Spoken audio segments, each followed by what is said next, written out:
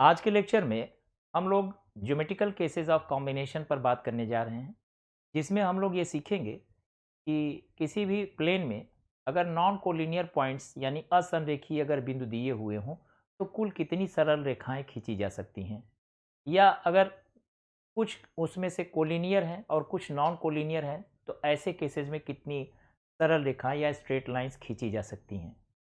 इसके अलावा हम लोग ये भी देखेंगे कि नॉन कोलिनियर पॉइंट्स में से अगर हम ट्रायंगल खींचना चाहें तो कितने ट्रायंगल्स बन सकते हैं, या उसमें से कुछ नॉन कोलिनियर है कुछ कोलिनियर है तो कितने ट्रायंगल्स खींच सकते हैं।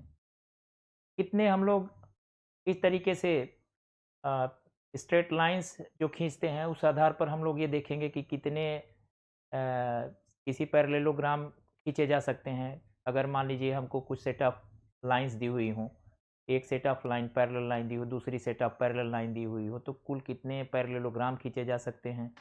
या इसी तरीके से हम लोगों से पूछा जाता है कि किसी दिए गए पॉलीगन में, है ना, कुल कितने डायगोनल्स होंगे। तो तमाम इस तरीके के जो है हम लोगों के सामने ज्योमेट्रिकल केसेज ऑफ कॉम्बिनेशंस के प्रॉब्लम्स बनते हैं। तो आइए हम लोग शुरू करते हैं अपने पहले केस से, जिसमें हम लोग ये देखेंगे कि कुल कितने स्ट्रेट लाइंस एक प्लेन में दिए गए नॉन कोलिनियर पॉइंट से खींची जा सकती हैं। तो पहला केस हमारे सामने है number of straight lines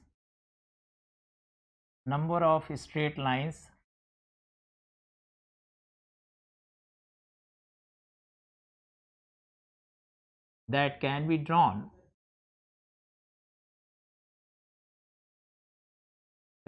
be drawn from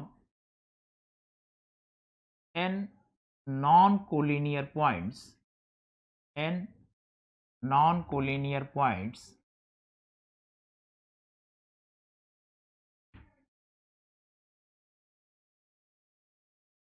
in a given plane.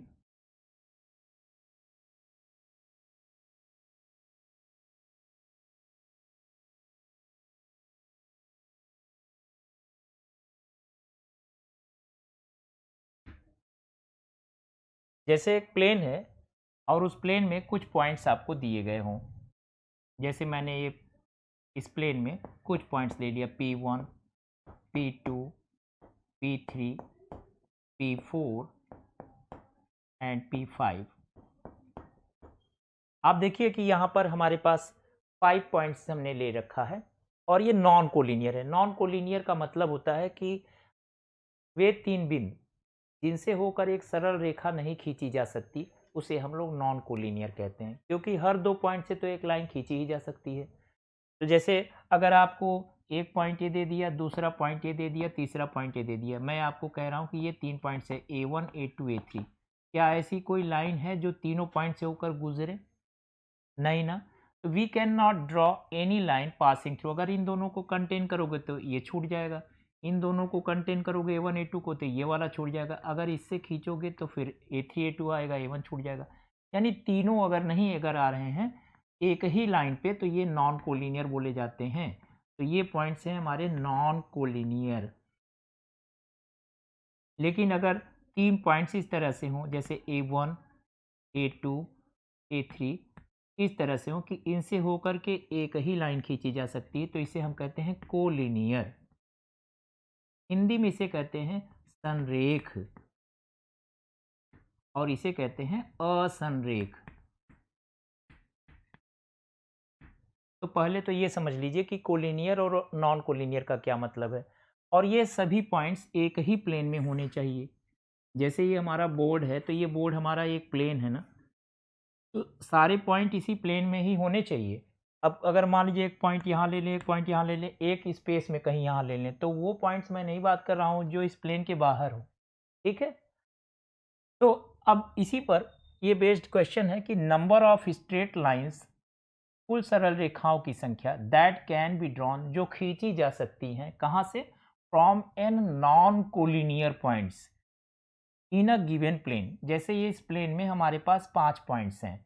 अगर हम स्ट्रेट लाइन खींचना चाहें, तो स्ट्रेट लाइन खींचने का क्या कॉन्सेप्ट है कि किसी भी 2 पॉइंट को आप लीजिए और उन्हें ज्वाइन कर दीजिए, तो एक स्ट्रेट लाइन बन जाएगा। जैसे P1 और P3 को अगर हम ज्वाइन कर दें, तो एक स्ट्रेट लाइन बन गई ना। P1 और P5 को ले लें तो ये एक स्ट्रेट लाइन और बन गई, P2 और P4 को ले लें तो भी एक स्ट्रेट लाइन बन गई, है ना? इस तरह से अगर हमारा प्रश्न ये है कि कुल कितनी स्ट्रेट लाइनें खींची जा सकती है, तो this is the question. Now in how many ways these straight lines can be drawn. तो इसके लिए हम यही कहेंगे कि जितने भी पॉइंट्स हैं उन पॉइंट से दो दो के कुल कितने ऐसे सिलेक्शंस पॉसिबल हैं। जैसे अभी हमने P1 P2 ले लिया तो इस सेट से एक लाइन, P2 P4 ले लिया इससे एक लाइन और सभी लाइंस डिस्टिंक्ट हैं, P3 P5 ले लिया तो इससे भी एक लाइन। तो हमारा क्वेश्चन कुल मिलाकर इस बारे में इस तरह से ये चेंज हो जाता है कि जितने भी पॉइंट्स हैं नॉन कोलिनियर उनमें से दो दो के कुल कितने ऐसे केसेस बन पाएंगे और जितने बनेंगे उतनी स्ट्रेट लाइंस। तो अगर ऐसे मान लीजिए यहाँ पर 5 पॉइंट्स हैं तो 5 पॉइंट्स में से दो दो के कुल कितने सिलेक्शंस पॉसिबल हैं, 5C2, और इसका मतलब कितना हो जाएगा अगर देखा जाए तो 10, है ना। 5C2 को अगर हम सॉल्व कर लें तो ये आपका आ जाएगा 5 × 4। एक हमने ट्रिक बताया था आपको कि आप जो है कॉम्बिनेशन में जितने केसेज आप जितने आपके सिलेक्शंस लेने ऑब्जेक्ट्स के उतनी बार आप डिक्रीजिंग ऑर्डर में मल्टीप्लाई करिए। जैसे 5 में से 2 को चूज करना है तो 5 का 2 टाइम्स डिक्रीजिंग ऑर्डर मल्टीप्लाई करिए और 2 फैक्टोरियल से डिवाइड कर दीजिए, तो ये 10 ही आएगा बेटे। लेकिन अगर हम इसे कॉन्सेप्चुअली अगर करना चाहें n पॉइंट्स के लिए, क्योंकि अब फार्मूला तो जनरल केस में दिया जाता है, तो जाहिर सी बात है टोटल नंबर ऑफ वेज हो जाएगा NC2, लेकिन हम इसको लिखेंगे n × n-1/2, है ना। यानी n लाइंस में n पॉइंट्स में से अगर 2 पॉइंट्स को चूज करेंगे तो NC2 लाइंस हैं, ये एक्चुअली NC2 ही है लेकिन इसको इस तरह से लिखा जाता है। क्लियर। तो एक छोटा सा एग्जांपल जो है जो हम लोगों ने अभी अभी देख भी लिया है ना, उसी तरीके से कुछ समझने भर के लिए कि हम कह सकते हैं कि how many straight lines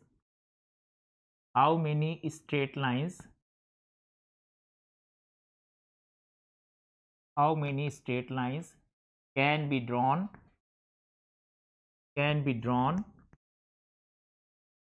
from 9 non-collinear points in a plane। तो ऑब्वियसली आपके पास 9 पॉइंट्स हैं, जैसा अभी हमने 5 पॉइंट्स के लिए लिया, तो 9 पॉइंट्स में से आप कहोगे total number of straight lines will be what,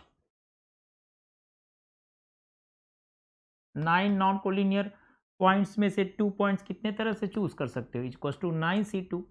तो 9C2 की वैल्यू होगी 9 × 8/2 × 1 which is equal to 9 × 4 is equal to 36।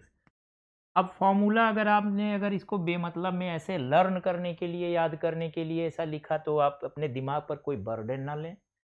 ये जरूर इस तरीके से फॉर्मूलाइज करके लिखा जाता है, but you need not remember और learn it.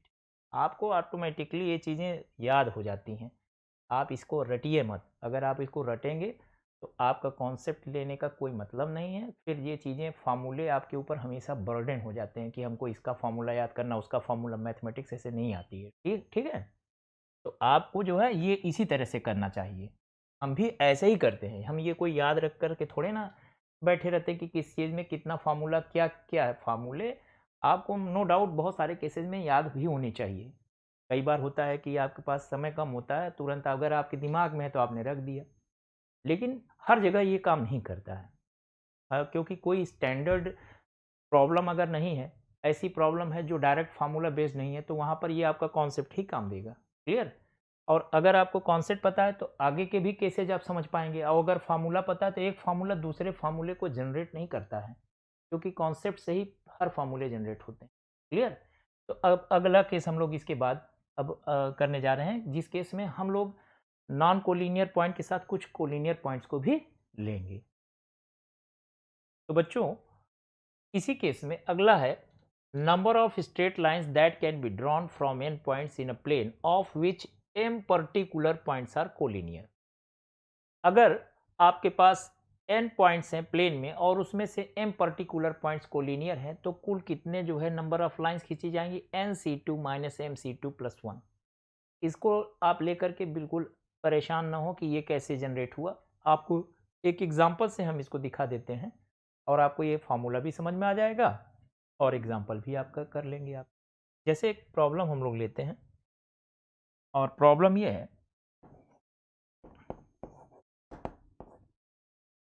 How many straight lines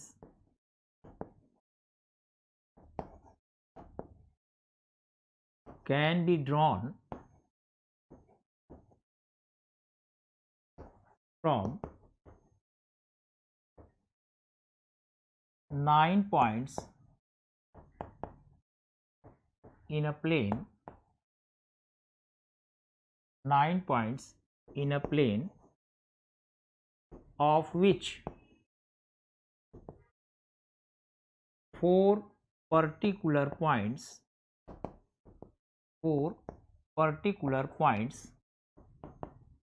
are collinear।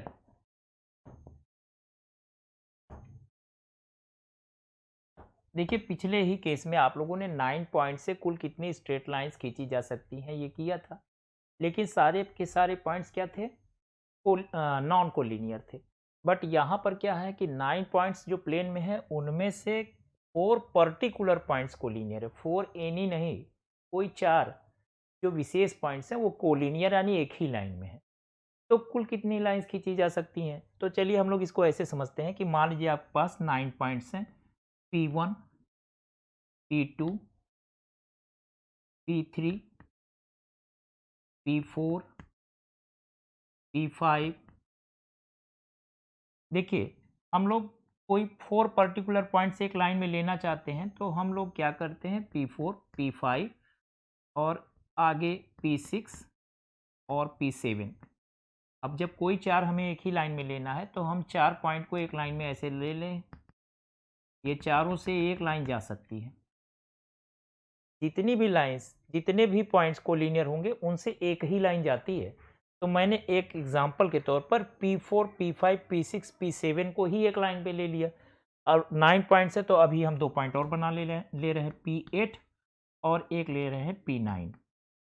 अब देखिए बच्चों आपके पास 9 पॉइंट हो गए क्वेश्चन के अकॉर्डिंग और इन 9 पॉइंट्स में से 4 पर्टिकुलर ये पॉइंट कोलिनियर हैं। कौन कौन से, ये P4 से P7 तक ये कोलिनियर पॉइंट्स हैं। आपसे पूछ रहा है कितनी लाइंस खींची जा सकती हैं, तो देखिए यहाँ पर क्या है कि इन चारों से तो एक ही लाइन खींच पाओगे ना कि नहीं।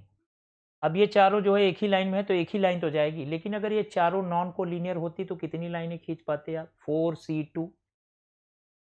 तो अगर हम इस बात को कह दें कि भाई ऐसा है कि जो टोटल लाइन है, अगर मैं ये मान लूँ एक सेकेंड के लिए कि ये चारों भी नॉन कोलिनियर होते तो टोटल 9 पॉइंट्स जो नॉन कोलिनियर होते उनसे कितनी लाइंस खींच पाते, 9C2।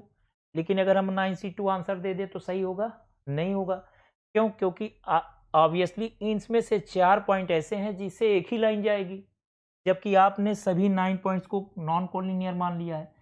तो आप मुझे बताइए अगर इन चारों को नॉन कोलिनियर मानकर आपने यहाँ पर जो है लाइंस को खींच लिया है 9C2, तो आप जो है कितनी लाइंस जो है इन चारों से आप लेते अगर नॉन कोलिनियर होता, 4C2 ना, यानी 6 लाइंस आती जो कि नॉन कोलिनियर होने पर होता। तो इतनी गलती की आपने कि आपने 4 को नॉन कोलिनियर माना तो 4 नॉन कोलिनियर पॉइंट से 4C2 लाइन जाती और 9C2 में 4C2 लाइन शामिल है, उनको निकाल दीजिए।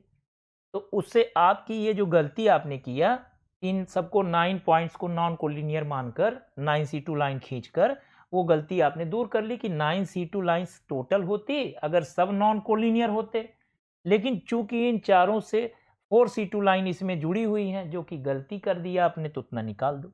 लेकिन 4C2 लाइंस में 6 लाइन जो जरूर खींचते, लेकिन आप मुझे ये बताइए क्या इन चारों से एक भी लाइन नहीं खींची जा सकती है? अब तो सब लाइन निकल गई चारों से, तो ये एक लाइन तो देगा ना। तो इसलिए हम एक लाइन को ऐड कर देते हैं कि 4 नॉन कोलिनियर पॉइंट से आप एक लाइन खींच सकते, 4 कोलिनियर पॉइंट से एक लाइन खींच सकते हो, तो उसको जोड़ लो और 4C2 जो है, जो लाइंस इसमें आपने पहले से ले रखा है उसको निकाल दो।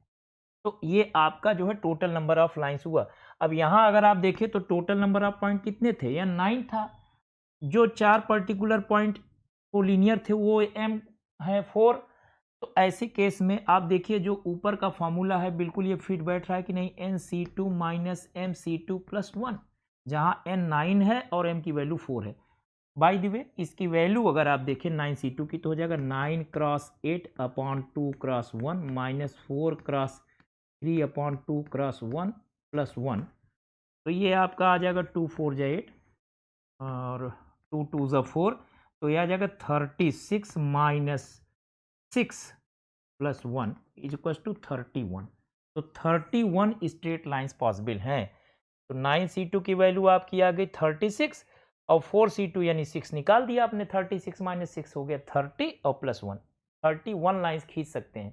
अगर आप फिजिकली इसको चाहें कि आप देख लें कि 31 लाइन है, तो आप कंफ्यूज हो जाइएगा कि कैसे लाइंस आप ड्रॉ करेंगे। देखिए किसी दो पॉइंट को लेंगे तो एक लाइन जनरेट करेगा, लेकिन आप इसको जो है जब ज़्यादा लाइंस बनाएंगे, ड्रॉ करेंगे, है ना, तो डाउट होगा आपको। देख सकते हैं ऐसे लाइन खींच करके अगर कोई गिनना चाहे तो वो प्रॉब्लम में आ जाएगा, गिन नहीं पाएगा, ठीक है। तो इसलिए फॉर्मूले से आप बिल्कुल बना सकते हैं। तो ये रहा नंबर ऑफ स्ट्रेट लाइंस कैसे खींचे जा सकते हैं नॉन कोलिनियर पॉइंट से। और नॉन कोलिनियर में कुछ स्पेशल केस में हमने एम पर्टिकुलर पॉइंट्स को कोलिनियर ले लिया वो। अब हम लोग अगला केस करने जा रहे हैं कि इन्हीं नॉन कोलिनियर पॉइंट से कितने ट्रायंगल खींचे जा सकते हैं ईच केस में। तो आइए हम लोग अगला केस देखते हैं। तो बच्चों अगला जो केस है वो है इन्हीं नॉन कोलिनियर पॉइंट से कितने ट्रायंगल बनाए जा सकते हैं, और उसके भी दो केसेस होंगे। पहला केस है number of triangles that can be formed out of N non collinear points in a given plane. और दूसरा केस हम लोग पढ़ेंगे number of triangles that can be formed out of N points in a plane of which M particular points are collinear. तो जैसे कि पहले दो केसेस में आपने केवल नंबर ऑफ स्ट्रेट लाइंस निकाली थी, वैसे ही इन दोनों केसेस में नंबर ऑफ ट्रायंगल्स की बात हम करने जा रहे हैं। तो पहला केस है number of triangles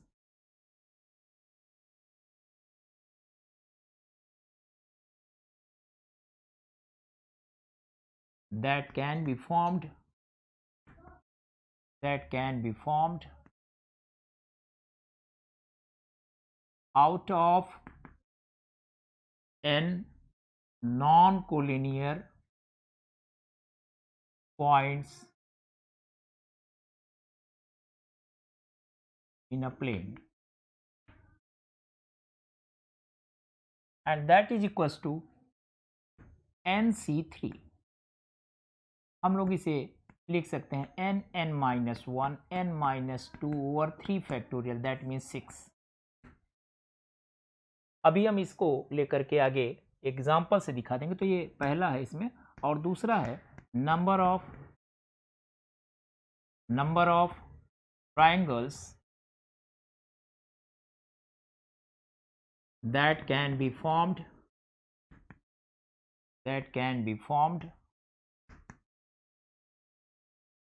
out of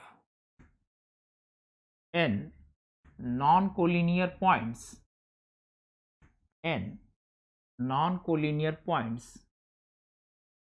of which m particular points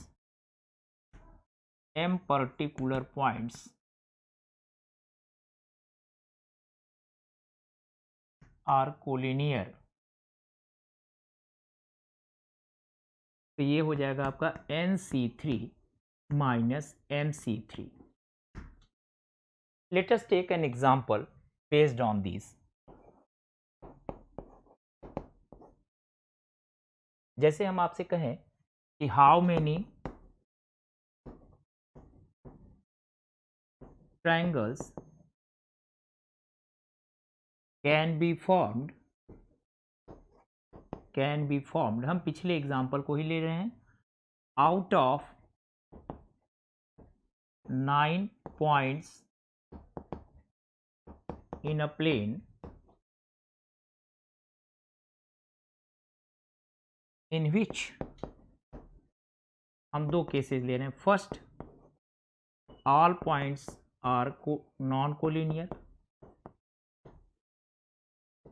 सारे पॉइंट्स नॉन कोलिनियर हैं। और दूसरा हम केस ले रहे हैं, है ना, four particular points are collinear, 9 points में से 4 कोलिनियर हैं। तो पहला जो हम लोग ले रहे हैं वो पहले केस के लिए ले रहे हैं, और जो दूसरा ले रहे हैं वो हम दूसरे केस के लिए ले रहे हैं। तो हम बहुत ही इजीली आपको यहीं पर दिखा सकते हैं। अभी पिछले केस में हमने 9 पॉइंट्स लिए थे, तो मैं यहाँ पे इस चीज़ को दिखा दे रहा हूँ। इफ़ वी हैव 9 पॉइंट्स से P1, P2, P3, P4, और हम 9 पॉइंट्स को अभी ले रहे हैं non collinear, P6, P7, P8 और P9। आप देख सकते हैं कि सारे के सारे पॉइंट नॉन कोलिनियर है, क्योंकि किसी भी 3 से एक लाइन नहीं खींच सकते। तो आप मुझे ये बताइए कि कुल कितने ट्रायंगल बनाए जा सकते हैं। तो ट्रायंगल का मतलब आप समझते हैं ना, मतलब 3 साइड से अगर कोई भी आकृति घिरी हुई हो तो उसे हम लोग ट्रायंगल कहते हैं। Triangle is a geometrical object which is surrounded by 3 straight lines, which is you can say enclosed figure and it contains 3 sides। तो देखिए 3 साइड्स के लिए आपको 3 स्ट्रेट लाइन चाहिए, और ऐसी जो कि एक ट्रायंगल बनाए। तो हमारा कहना है कोई 3 पॉइंट आप ले लीजिए। जैसे मैंने P1 को ले लिया, P2 को ले लिया और P6। तो P1, P2, P6 इन 3 पॉइंट से देखिए एक ट्रायंगल बनेगा, P1, P6 और P2, P6 और P1, P2। देखिए एक ट्रायंगल बना कि नहीं। If you take any 3 point, you can make a triangle out of it. Like you can make P5, P3 and P9। जरा देखिए P3 P9 को मिला दीजिए, P3 P5 को आपस में मिला दीजिए, P9 P5 को मिला दीजिए। क्या एक ट्रायंगल बन गया कि नहीं। देखिए ये एक ट्रायंगल है, और ये वाला दूसरा ट्रायंगल है जो आपने यहाँ बनाया हुआ है। तो this is one triangle and this is another. तो आपने एक में क्या लिया है, P1, P2, P6, और दूसरे ट्रायंगल में लिया आपने कॉम्बिनेशन में P3, P5 एंड P9। तो मेरा ये कहना है कि ऐसे 3 के जितने डिफरेंट कॉम्बिनेशंस बनाएंगे उतने ही तो ट्रायंगल बनेंगे। तो अगर मैं आपसे ऐसे पूछना चाहूँ कि इन 9 नॉन कोलिनियर पॉइंट से कितने ट्रायंगल बनेंगे, तो आप कहोगे कि इन 9 पॉइंट से 3 के ऐसे जितने कॉम्बिनेशंस बना सकते हैं उतने। तो आपके पहले केस का आंसर होगा 9C3। अब 9C3 को अगर फार्मूला में मैंने आपको क्या बोला है कि इसको सॉल्व करना है, तो ऐसे भी कर सकते हैं कि 9 को 3 टाइम्स डिक्रीजिंग टाइम्स आप मल्टीप्लाई करिए और 3 फैक्टोरियल यानी 3 इंटू 2 इंटू 1 से डिवाइड कर दीजिए। तो यही आपका आंसर हो जाएगा, और ये हो जाएगा 3 3 ज़ा 9, 2 4 ज़ा 8, तो 84 आ जाएगा मेरा ख्याल है। आप इसे कैंसिल आउट करके भी देख सकते हैं। 3 3 ज़ा 9, 2 4 ज़ा 8, 3 4 ज़ा 12, 12 7 ज़ा 84। तो ये आपके 84 ऐसे ट्रायंगल्स बनेंगे। लेकिन अगर इसी केस में आप 4 पॉइंट्स को कोलिनियर ले लें जैसा पिछले केस में लिया था। अब सपोज दैट मैं इस केस को हटा करके P8, P7 जैसे P4, तो P4 यहाँ जो लिया था अगर मैं एक साथ ले लूँ P4, P5, P6, P7, तो ऐसे में अगर इन चारों को मैं कोलिनियर ले लूँ, एक सेकेंड के लिए ये चारों मैं कोलिनियर ले लूँ, मतलब एक लाइन इससे पास करके जा सकती है। तो क्या मुझे ये बताइए कि इन चारों से कोई ट्रायंगल बनेगा। अगर ये चारों पॉइंट एक ही लाइन में है तो क्या इससे कोई ट्रायंगल बनेगा, नहीं बनेगा। अगर मैं इन चारों को एक ही लाइन में ले लेता हूं तो कोई ट्रायंगल नहीं बनेगा। और ऐसे में आप 9 पॉइंट से अगर ट्रायंगल बनाएंगे तो 9C3 देगा, लेकिन अगर 4 ये कोलिनियर हैं तब तो गलत हो जाएगा। आप ही बताइए, अगर ये 4 कोलिनियर होंगे तो क्या 9C3 ट्रायंगल बनेंगे, नहीं बनेंगे ना, क्योंकि इन चारों से आप 4C3 ट्रायंगल बना चुके हैं इसी में। अगर ये नॉन कोलिनियर होते ये चारों पॉइंट, P4 यहाँ होता, P5 यहाँ होता, हाँ P6 यहाँ होता, P7 यहाँ होता, और ये कोलिनियर ना होता, तो ऐसे में ट्रायंगल आप बना पाते ना। इनसे इनका बन जाता, इससे ये ट्रायंगल बन जाता, इससे ऐसे ट्रायंगल, कई सारे ट्रायंगल बन जाते हैं आपके। लेकिन आप जो है इसमें जो है चारों एक ही लाइन में ले चुके हैं, तो इसलिए 4C3 ट्रायंगल जो आप बना सकते थे वो अब नहीं बनेंगे। तो 9C3 में से 4C3 निकाल दीजिए, क्योंकि दूसरा जो केस कह रहा है वो कह रहा है number of triangle that can be formed out of n non collinear points of which m particular points are collinear. तो आप मुझे बताइए n नॉन कोलिनियर पॉइंट से nC3 बनेंगे और m कोलिनियर पॉइंट से कोई ट्रायंगल नहीं बनेगा, तो nC3 में से mC3 निकाल दीजिए। अब जोड़ना कुछ नहीं है यहाँ, क्योंकि स्ट्रेट लाइन में तो हमें एक स्ट्रेट लाइन तो मिल ही रही थी। तो कोलिनियर पॉइंट से लाइन मिलती है, कोलिनियर पॉइंट से ट्रायंगल नहीं मिलता है। कोलिनियर पॉइंट से एक लाइन मिल जाएगी लेकिन ट्रायंगल कुछ भी नहीं मिलेगा, तो इसलिए यहाँ पे घटा देना है। तो इसके हिसाब से ये जो तुम्हारी वैल्यू आ जाएगी बेटा, वो आ जाएगी 84। इसकी तो वैल्यू निकाल ही चुके हो, 4C3 की वैल्यू 4 हो जाएगी, तो 80 लाइन्स आएंगी। ठीक है, तो इस तरह से ट्रायंगल का केस भी हो गया। अगला जो हम लोगों का केस है वो ऐसे तो ये है नंबर ऑफ पैरेललोग्राम्स कितने खींचे जा सकते हैं, एक सेट ऑफ पैरेलल लाइन से और दूसरे सेट ऑफ पैरेलल लाइन से। और फिर एक केस हम लोग डिस्कस करेंगे number of diagonals of a given polygon of N sides. तो अब हम लोग अगले केस पर अब आते हैं बच्चों। अब हम लोग अगला काम करने जा रहे हैं, number of parallelograms that can be formed out of a set of m parallel lines intersecting another set of n parallel lines, and its formula is mn m minus 1 n minus 1 over 4। देखिए इस case को ऐसे समझिए कि अगर आपके पास एक set of parallel lines हैं, ठीक है 1 2 3 4 dash dash dash so on. मान लीजिए ये आपके पास पैरेलल लाइंस हैं, एक सेट है, सभी आपस में पैरेलल हैं। तो 1 से लेकर m तक पैरेलल लाइंस हैं। यही आपकी आर्टिकल कह रही है कि कितने पैरेललोग्राम्स खींचे जा सकते हैं out of a set of m parallel lines intersecting another set of n parallel lines. और दूसरी कुछ n पैरेलल लाइंस हैं, उनको ये इंटरसेक्ट करता है 1 2 3 4 सो ऑन ऐसे। तो ये लाइन है आपका 1 2 3 4 so on up to n। तो देखिए एक सेट ऑफ लाइंस ये है, दूसरी सेट ऑफ लाइंस ये है, और इनसे कितने पैरेललोग्राम खींचे जा सकते हैं। तो कॉन्सेप्ट है, पैरेललोग्राम का मतलब होता है एक ऐसी ज्योमेट्रिकल ऑब्जेक्ट जो चार साइड से है, जिनमें आमने और सामने जो है ये लाइंस पैरेलल हो। ये पैरेललोग्राम है जिसमें देखिए ये दोनों लाइंस आमने सामने पैरेलल हैं। ये एक सेट है और ये दूसरा सेट है। तो आप देख सकते हैं कि 4 साइडेड एक हमारा जो है ज्योमेट्रिकल ऑब्जेक्ट है जिसमें चार साइड्स हैं, जिसमें एक दूसरे के सामने की साइड्स पैरेलल हैं। तो पैरेललोग्राम अगर हमको यहाँ बनाना है तो हमको बनाने के लिए दो साइड्स एक सेट से उठानी पड़ेगी, दो साइड्स दूसरे सेट से उठानी पड़ेगी, क्योंकि आमने सामने की साइड पैरेलल होनी चाहिए। तो हम इस सेट से जिसमें आपके पास m पैरेलल लाइंस हैं, इनमें से कोई दो चूज कर लें। जैसे मान लीजिए हमने इसमें से फर्स्ट चूज कर लिया और थर्ड चूज कर लिया, तो ठीक है, ये दो साइड्स दे देगा। और अगले से भी हमें ऐसे ही दो चूज कर लेना चाहिए। जैसे मैंने यहाँ पे मान लीजिए कि सेकेंड चूज कर लिया और फोर्थ चूज कर लिया। अब देखिए कि इसकी फर्स्ट और थर्ड और इसकी सेकेंड और फोर्थ कहाँ पर मिलती है। तो मैं तो ये देख रहा हूँ कि फर्स्ट ये है आपकी, सेकेंड और फर्स्ट यहाँ मिल रही है। तो फर्स्ट ये है, ये पहली वाली है, देख रहे हैं यहाँ से पहले सेट से, और इससे दूसरी वाली ये है, ठीक, और इससे फोर्थ वाली ये है, ठीक, और ये वाली थर्ड है। तो मैं देख रहा हूँ कि फर्स्ट और थर्ड ये देखिए ये वाली है इस सेट से, और सेकंड और फोर्थ इस सेट से। ये सेकंड है, ये फोर्थ है, और ये फर्स्ट है, और ये थर्ड है। देखिए ये पैरेललोग्राम बन गया कि नहीं बन गया, आपका बन गया पैरेललोग्राम। तो आप देख सकते हैं कि हमने एक सेट से दो लाइन चूज की, दूसरे सेट से भी दो लाइन चूज की, तो एक पैरेललोग्राम बन गया। तो कितने पैरेललोग्राम अगर बनेगा ये जानना है, तो हम जितने भी ऐसे केसेस बना सकते हैं जो पहले सेट से दो लाइन चूज कर सकते हो और दूसरे सेट से दो लाइन चूज कर सकते हो, और साइमल्टेनियसली चूज करना है, तभी पैरेललोग्राम बनेगा। तो आप इसमें जो ये फॉर्मूला लिखा हुआ है इसको याद करने की ज़रूरत नहीं है आपको।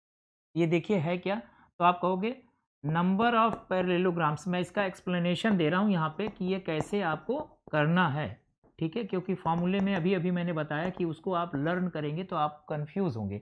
तो number of parallelograms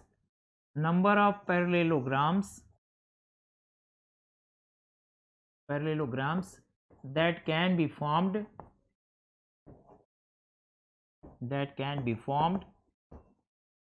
will be, क्या बोला मैंने, पहले m स्ट्रेट लाइन से दो को चूज करिए और दूसरे n स्ट्रेट लाइंस जो है एक सेट से दो लाइन चूज करिए।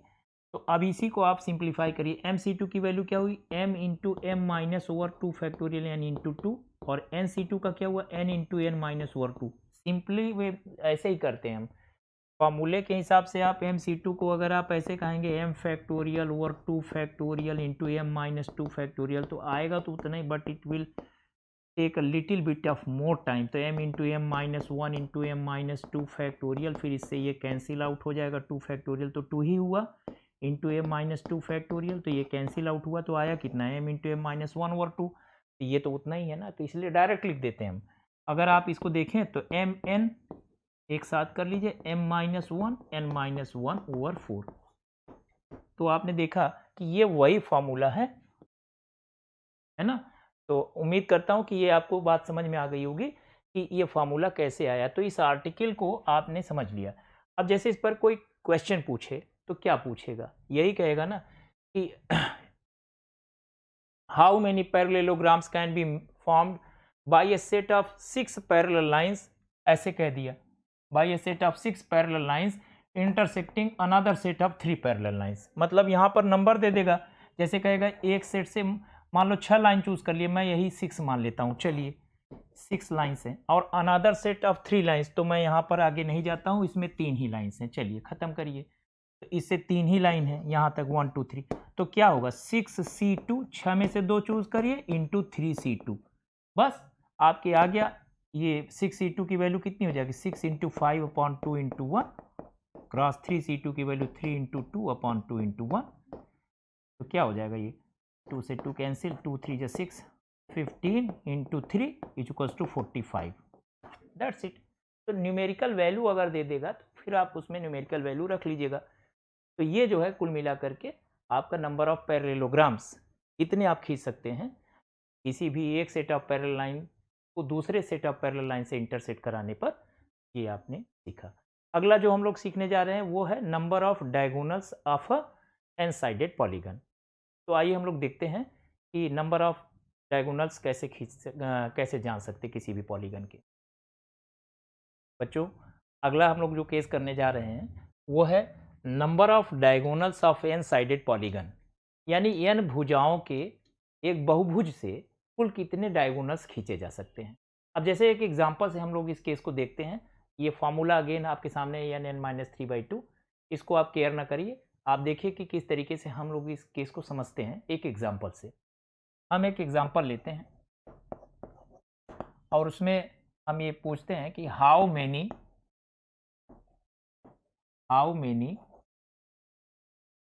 diagonals can be formed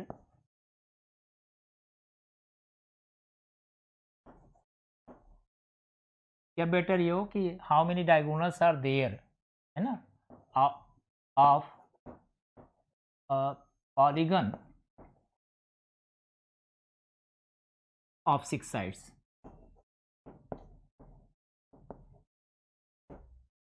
ठीक है, अब जरा देखिए, अगर 6 साइड्स का पॉलीगन है तो मैं आपको इसको इस तरह से बताऊंगा कि मान लीजिए आपके पास जो है 6 साइडेड है, तो ये कैसे बनता है, इसका कॉन्सेप्ट क्या है। जरा देखिए बच्चों, आपके पास ये 6 पॉइंट्स है, 6 नॉन कोलिनियर पॉइंट्स हैं। अगर हम इनको कॉन्जिक्यूटिवली मिला दें तो देख लीजिए क्या आपके पास एक 6 साइडेड पॉलीगन है कि नहीं है। इसे हेक्सागन भी कह सकते हैं, हेक्सागन। हेक्सागन का मतलब होता है खटभुज। तो 6 पॉइंट्स हैं और छवों के छवों क्या है, ये नॉन कोलिनियर पॉइंट्स हैं।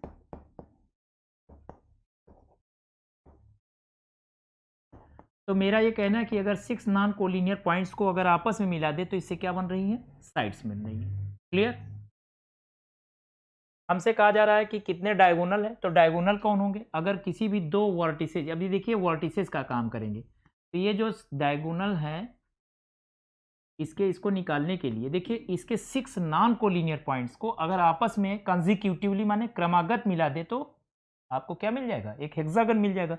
और ये क्या है, वर्टिसेज यानी शीर्ष है। ठीक है, अगर किसी दो पॉइंट को आप मिला लें जो कंजिक्यूटिव ना हो तो उससे क्या बन जाएगा, डायगोनल बन जाएगा। बात सही है, कोई भी दो मिला लीजिए आपस में तो क्या बन जाएगा, डायगोनल बन जाएगा। आपसे पूछ रहा है कि कितने ऐसे डायगोनल बनेंगे, तो हम इसको बना करके नहीं देखेंगे।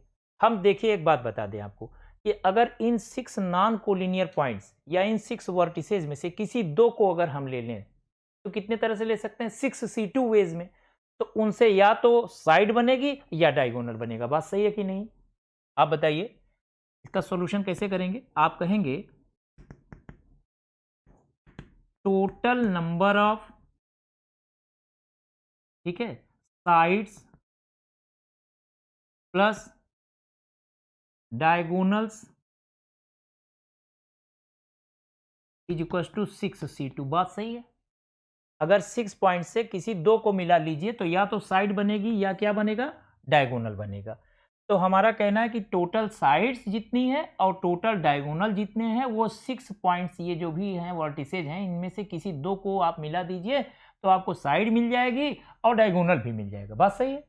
अच्छा, इस हिसाब से टोटल नंबर ऑफ साइड्स तो 6 हो गए, प्लस डायगोनल्स हमको पता नहीं है।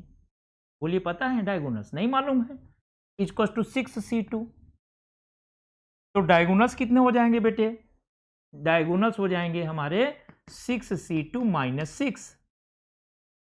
अगर इस हिसाब से 6 के बजाय n साइड्स का होता, n साइडेड पॉलीगन होता तो उसका होता n C2 माइनस n। तो n C2 माइनस n की वैल्यू क्या हो जाएगी, n C2 होगा n माइनस 1/2 माइनस n। अगर इस हिसाब से देखा जाए तो ये हुआ n square minus n minus 2n/n, तो n स्क्वायर माइनस 3n/n। तो इसकी वैल्यू देखें तो क्या हो जाएगा, n माइनस 3 यहाँ पे n नहीं 2 लिखना था, तो देखिए क्या ये वही है, और आंसर तो आपका यहीं आ गया। 6 C2 की वैल्यू कितनी आ जाएगी, 15 माइनस 6 दैट इज 9। तो हम करते क्या है कि हम एग्जाम्पल से फॉर्मूले को भी जनरेट कर देते हैं। आपका आंसर तो यहीं आ गया था 6 C2 माइनस 6। तो यानी एक बार फिर से हम समराइज आपको कर दे रहे हैं कि अगर किसी भी पॉलीगन से आप डायगोनल्स कितने हो सकते हैं, बनाए जा सकते हैं, अगर ये जानना हो तो आपको करना कुछ नहीं, जितना पॉलीगन की जितने साइड्स आप मान लीजिए उतने वो वर्टिसेस देगा, और जितने वर्टिसेज होते हैं किसी पॉलीगन में सब नॉन कोलिनियर होते हैं। अभी कोई भी ऐसा पॉलीगन नहीं हो सकता जिसके वर्टिसेज कोलिनियर हों। तो 6 साइडेड पॉलीगन है तो 6 वर्टिसेज, 6 वर्टिसेज कौन कौन से, A1 A2 A3 A4 A5 A6, और ये सब क्या है, नॉन कोलिनियर है। और 6 vertices mean 6 non collinear points. आप इनमें से किसी दो को चूज कर लीजिए तो या तो वो साइड देगा या डायगोनल देगा। तो मैंने क्या काम किया, अगर डायगोनल की संख्या जाननी है तो हम पहले क्या करेंगे कि देखेंगे कि कुल साइड्स और कुल डायगोनल अगर चाहें तो 6 C2 होगा। कुल साइड आपको पता ही है 6 ही होंगे क्योंकि हेक्सागन है, ये कह रहे हैं प्रॉब्लम में कि आपके 6 साइडेड है तो हेक्सागन हुआ। तो 6 number of sides plus diagonal बराबर 6 C2। तो डायगोनल कितने होंगे, 6 C2 माइनस 6, और इसकी वैल्यू हो जाएगी 9। अब फॉर्मूला क्या है, उस बात को मैंने यहाँ पर 6 के बजाय n से दिखा दिया कि n C2 अगर n साइडेड डायगोन वो होता पॉलीगन होता तो n C2 आपके टोटल जो है डायगोनल्स और साइड्स होते, और उसमें से n साइड्स निकाल देंगे तो डायगोनल बनेगा। तो इससे n C2 माइनस n की वैल्यू ही n माइनस 3/2 आएगी जो एज ए फॉर्मूला लिखा हुआ है। तो आपको इसे याद करने की ज़रूरत नहीं है। तो उम्मीद करता हूँ कि आपको ये भी समझ में आ गया होगा। तो बच्चों आज ये हमारा जो है परमुटेशन एंड कॉम्बिनेशन में कॉम्बिनेशन ही चल रहा था, बेसिकली इस चैप्टर का नाम परमुटेशन एंड कॉम्बिनेशन है। तो ये हमारा जो है इस पे लास्ट जो है लेक्चर था। तो आज से हम लोगों का ये परमुटेशन कॉम्बिनेशन का चैप्टर समाप्त हुआ। अब इस पर बेस्ड आप और प्रॉब्लम्स करें, एक्सरसाइजेस करें, ठीक है, और हम लोग इसके बाद फिर डिस्कस करेंगे प्रोबेबिलिटी थियरी। ठीक है, जय हिंद।